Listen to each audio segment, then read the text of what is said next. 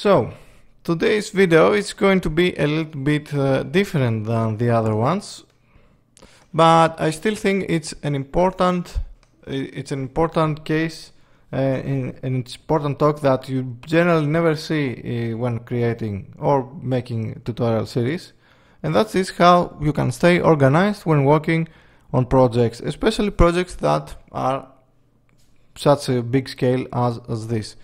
Usually you're going to have a team, or even if you don't have a team, you usually are going to have some people that are going to beta test it. They're going to throw ideas at you. They're also going to maybe say that you have a few bugs here and there. Okay, so how do we manage all of this? How do we use all of that? My workflow, well, actually I have a couple of workflows depending on how much, when doing freelance jobs and all stuff like that. It depends how much they're actually going to be involved into this. Okay, one way that we usually share the project around with the teams that I'm currently working at is with the Unity collab. Okay, but that's something otherwise. I can't really actually show you something with Unity collab because there's no need to. I can't send it to anyone else. Okay, but what I usually do in most of the projects I'm working on, I do have a Trello page. If you don't know, Trello is basically just a site. You can log in, you can sign up. It's free. It has some premium features as well. Okay, you get a board, and on this board you can add things. For example, to do, you can say bugs, okay, and so on and so on. So my usually work for this, of course, there is usually always a card for ideas and stuff like that I will go and add, or somebody else from the team are going to be adding things. Okay. In this case, we're not going to need the ideas because it's pretty much straightforward, so we're going to use this. I usually split things into to do, which is things that we can add on doing. Bugs is going to be reported bugs. Another list that we're going to say is going to be to test, and I usually say move back to bugs if regressed. Okay, we can actually have a new list for regressed bugs, and of course we can have a list just for having done. Okay, so on this video we're going to go through our project, what we have so far. We don't necessarily need to be it's better if you do this at the start of the project and not right now, but if we keep this over here, if we do this now, it's not really that much of at fault, because we can still, we're still going to find a lot of bugs, we're still going to have a lot of things to move to test, we're still going to have to test them and so on, and of course we're still going to have things on to do. So for this part, I'm just going to go through the entire project and see what I need to change, what we will have to do. Now, of course, we are talking about things that will actually take some time to develop. Okay, it might be 5 minutes, it might be a whole day. We are talking about those things. For example, if I had to move the camera a little bit on the left, that's not something that should go onto a board. Just go and do it right now. So the first thing that we can see is that main menu character doesn't actually has a rifle. So we're going to say I'm going to add this on the to-do page, to-do list. I'm going to show you the lists on the end. Okay, so main menu character doesn't show weapon. Okay, you can have more than one weapon. Inventory, we're going to take it all of this. Now the first thing that I've noticed is it's a little bit too rough. It switches right away. Maybe we don't want that onto our game. Maybe we want it. Okay, obviously you're going to decide about that. I'm not going to add that on a list, however. Continue with our inventory. If we go to close, this needs a little bit better transition. I wouldn't lie to you about that, but it's still something workable. Okay, everything seems to be in order over here.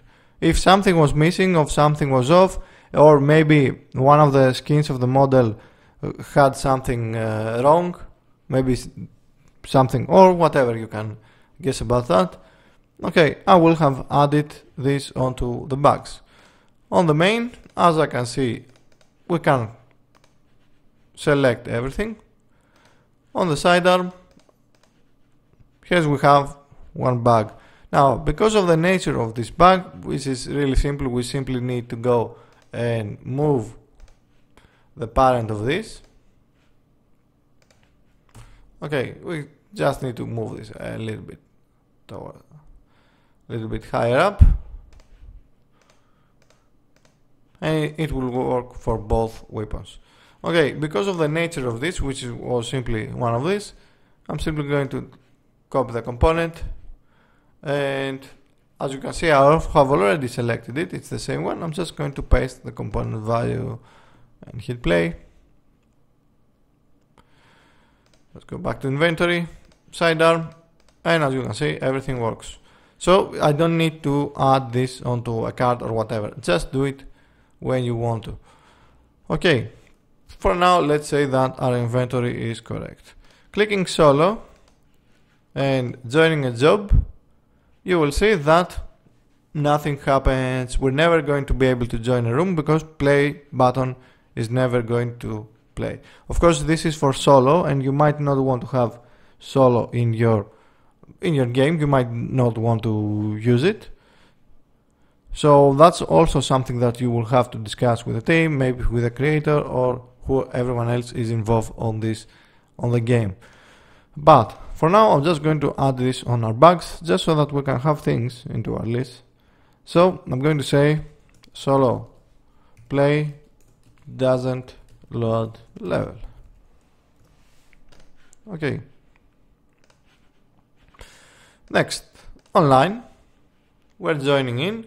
As we have seen so far, everything works correct, but when we do a build, the UI on this, over here on the actual build, it's actually the wrong resolution. Okay, we have seen all that in all the previous videos, so I'm not really going to bother with that. So I'm just going to add a bug as well, which we're going to say on build map scene, map scenes UI has or basically doesn't scale correctly. Okay, moving on. The other thing I'm seeing that we do have the level name. We haven't added anything over here on the level name, and we haven't yet synced how many players are inside that room. So I'm going to go on the to do, and I'm going to say map scene or map select or level select, I guess. Level select UI doesn't sync player count and level name. Moving on, join job. We don't have anything on our lobby, so we're going to write sync player or players onto lobby mode or lobby scene. Okay, or basically visualize them. Maybe let's write it as visualize players or player onto lobby scene. Okay, next, inventory. We're going to find that doesn't do anything. We probably will be able to change items onto our inventory, so I'm just going to add on that to do make inventory available at lobby scene. Again, this is still depends on what you should be doing depending on the game you're going to make. For example, Battle Royales don't have anything like this. They don't have inventories that you select which weapons and so on. Okay, so we are inside the game. The first thing that you have noticed, or maybe not, is that we did jump really fast from lobby into the level scene. Of course, we jumped so fast because the levels are really pretty much empty. They don't have a lot of data to load, and that's why it was so fast. Regardless of that, we should have some more smooth transition, and probably we should have, you know, a little bit of a few seconds before you are actually inside the game, you know, just general multiplayer stuff, just so that you don't drop right into the game. So I'm going to go on the to-do, and I'm going to say make smoother transitions between scenes.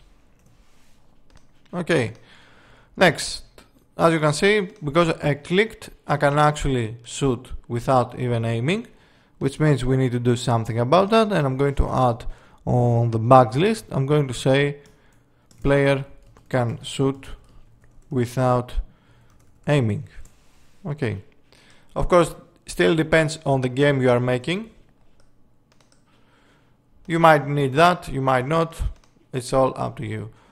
Obviously the animations will have to change. The other thing that I'm noticing is crosshair is off. The crosshair is off, so they actually don't work. So I'm going to do on the to-do list, I'm going to say crosshair logic. Okay, next I can shoot, and this updates, and updates fine our bullets, but when we are reloading, only the first value actually updates.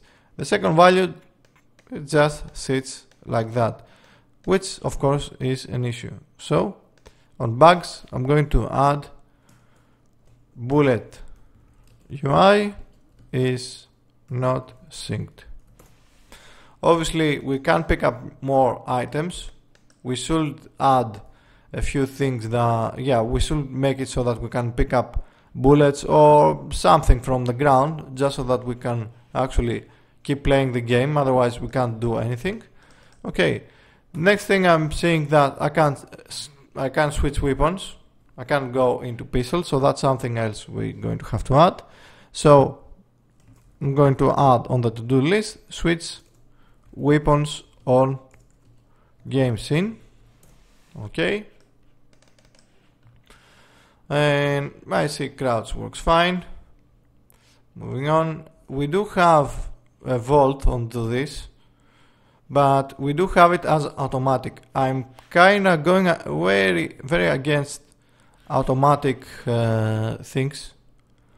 For example, because as you can see, it really gives us problems, and the problem here is that the collider enables way before we are clear of this object.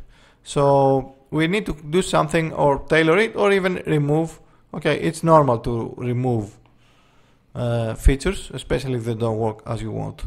So we need to do something about our vaulting. We also need to do something about camera clipping through walls. Okay, two more things that we need to add onto this. So to do, add camera collisions, and this can go onto bugs. We can just say rethink vaulting logic. I think I'm just going to go for vaulting. It will be better if we just have specific items that you can vault over, even if it's the entire, you know, even if they are spread through across the entire scene. It's better because we're going to have more control over what we can jump above, not than just keeping, than just keeping a general, jumping through all other objects. Because, okay, I think as you can see, that really is not something we want to have.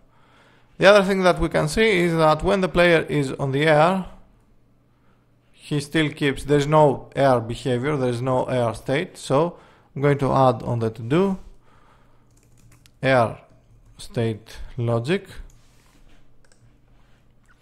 Okay, and yeah, we actually freezed. I think, yeah, it finished.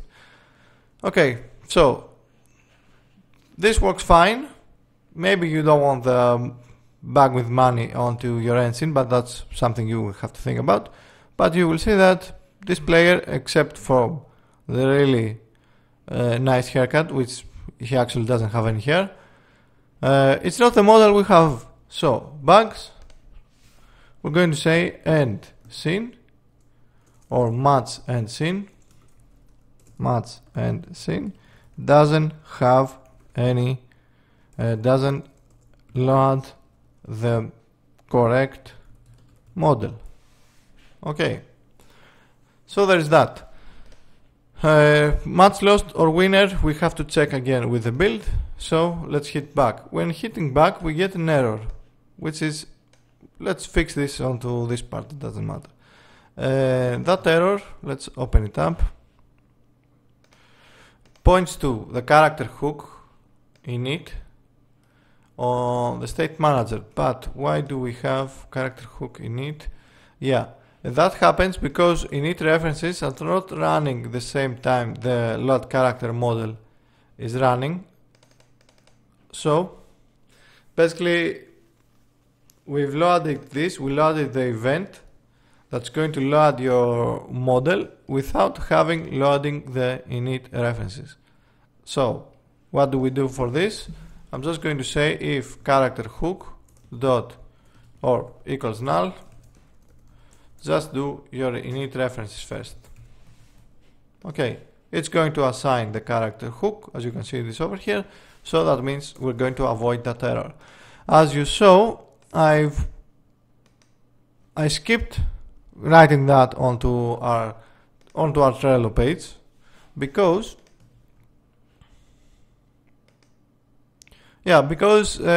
it's faster if you keep things, if you fix things as fast as they come.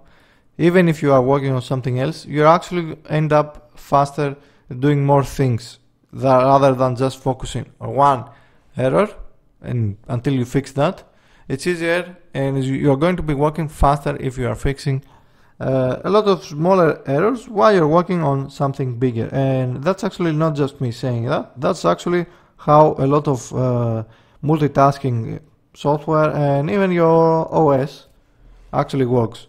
Okay, there is proper allocation, of course, there is a lot of things, and there's actually algorithms that work on that, and there's a lot of videos that you can see about that. Okay, anyway, we've tested all that. The other thing I'm going to test is now doing a build and run, and we'll see what's going to come up from multiplayer. Now, I understand that this might not be the usual videos that you would like to see, but you shouldn't have something specific when you're watching any of my videos, especially the way I'm doing them. We're going through the entire process, being organized, learning how you can be organized, and learning how we do things, you know, working with a team, also expanding on your communication skills and all that. It's also a skill that we have to develop. Okay, nobody rises to the occasion. You always fall back to the level of your training. If nobody have shown you how to be organized, then don't expect to be that much organized. Anyway, okay, let's hit online, and you can see the first thing that we've added, the second thing, is that our select UI is proportionally out of scale with the rest of, especially with what we have on the editor. Anyway, I'm going to host from here. Again, the other errors, of course, all of these stay. And I'm going to move this on the side and hit play through our editor. I am going to select a different character for the editor, however, just so that we have, just so that we can see that we have a different character and who's who. Okay, I'm going to hit online. You can see we have to wait a little bit. That's not an issue, that's not a bug. You can tailor that as much as you want until you get the heartbeat from the server. that there is a new room and so on. And I'm going to hit join job. Okay, we are joined. We know we are joined because we get the message. For this, we don't know what's happening. We don't know if there's any other players and so on. If I hit play now from the client, nothing happens. So, to do, or yeah, this could be on the bugs as well, I guess. But I'm just going to add it on to do. Client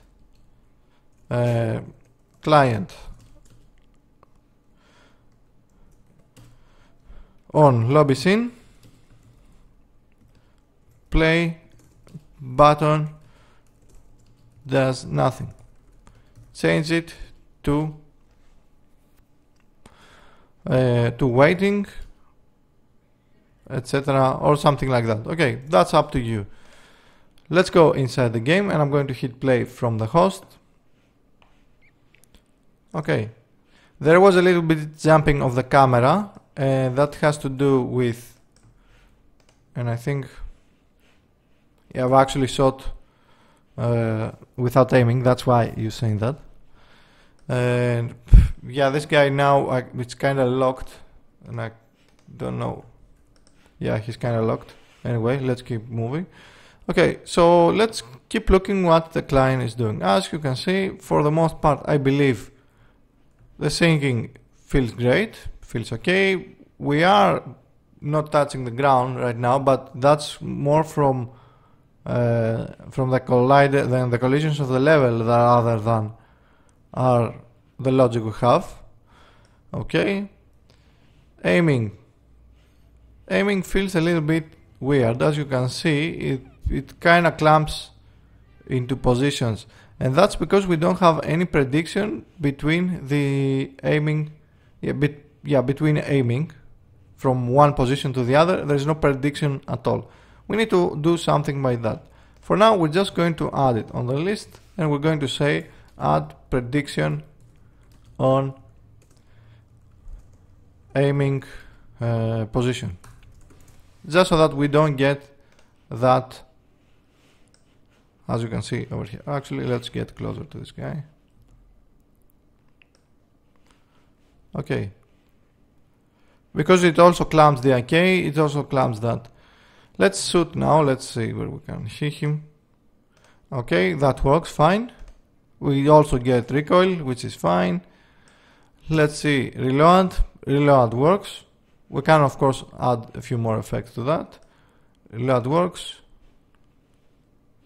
But it actually closes the IK because I'm aiming up right now, but and now down, and the IK stays closed. Then that is a bug. We're going to say client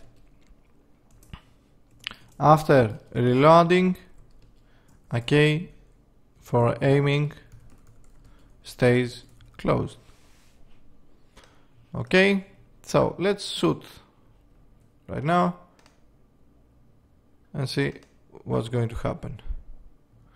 And from what I can see, UI does whatever it wants, doesn't update, so back to bugs.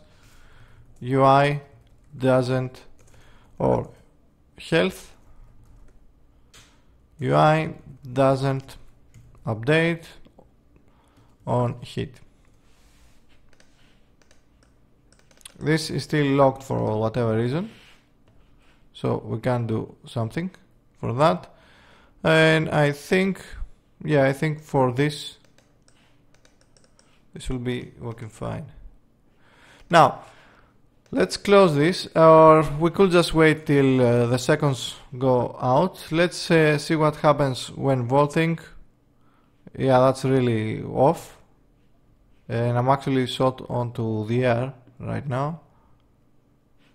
This was what was happening on my side as well, so I'm not really counting it as a bug. Let's see if I try and jump something over here. Yeah, and now I fall down the level. So I'm going to pause my recording and come back when we finish with our time left, so we don't have to wait a minute just doing nothing. Okay, so we're back. as you can see, the same things over here. And for a client, which is the winner, obviously he's kinda looking like he's lost, and it's actually the same animation for this. So that's one more. We can do it as a to do because we haven't actually touched the end scene so much. And I'm going to say winner scene or end scene and match scene doesn't play the correct win animation. Let's say it like that. The correct win animation. Okay, let's move it onto the bugs just so that we can show all of it without scrolling. Okay, clicking, actually just going to close this right now, and I'm going to see what happens with our things that we have over here. I'm going to click back, and another issue we can see is that we don't get the UI show bugs. Going back to menu from end match scene doesn't load the menu UI. Okay, so as you can see, we do kind of have a lot of things already. Here's all of things that we have to add. Some of them will finish maybe in 10 minutes. Some others might take a little bit more than that. Okay, obviously to-do lists usually are things that are going to have to be developed most of the time, and bugs will usually are, you know, a few things tinkering here and there. So you know what, let's see what we have with this. And I do believe if we go onto our events on our menu canvas, and if we just hit, let's find the main menu. Let's see, where do we have our events? Event system, no.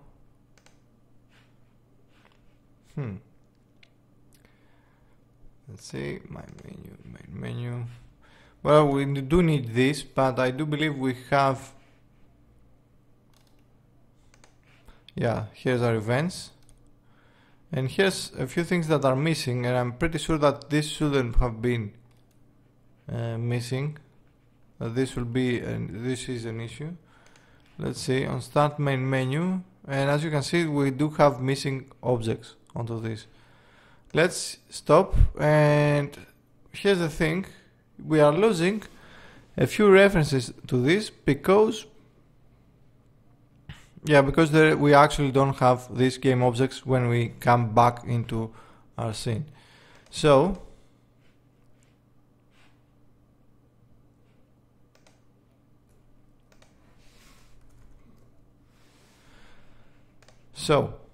let's find our conditions that, or our events that open up our events. Let's say we do have main menu events folder. No? Well, where is it? Description and match. Main menu.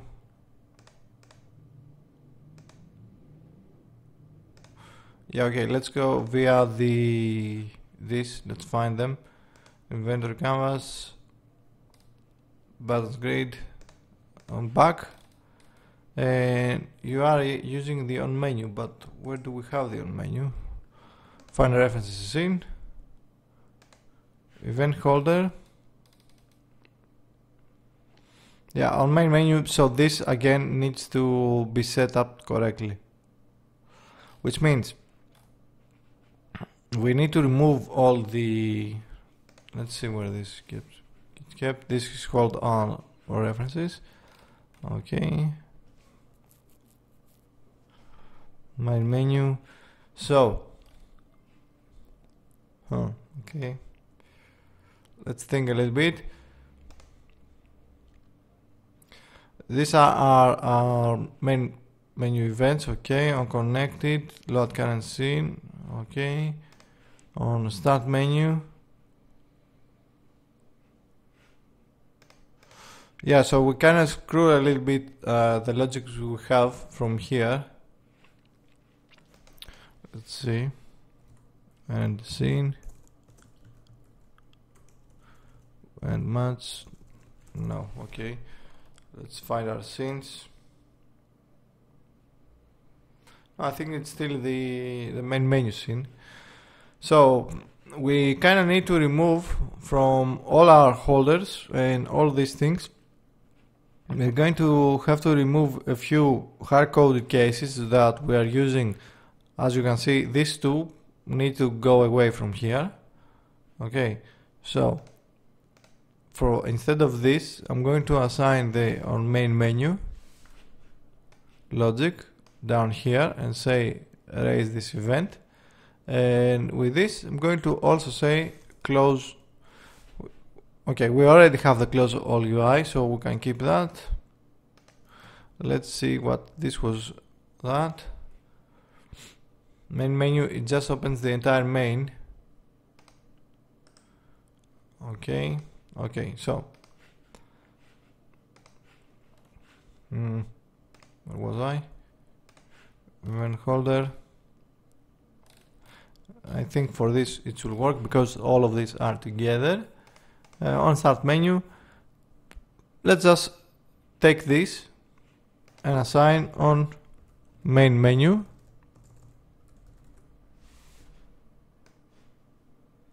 Assign that, game event, erase that. Okay, I'm going to remove this one and I'm going to add on the event holder down on main menu. I'm going to also open up the main.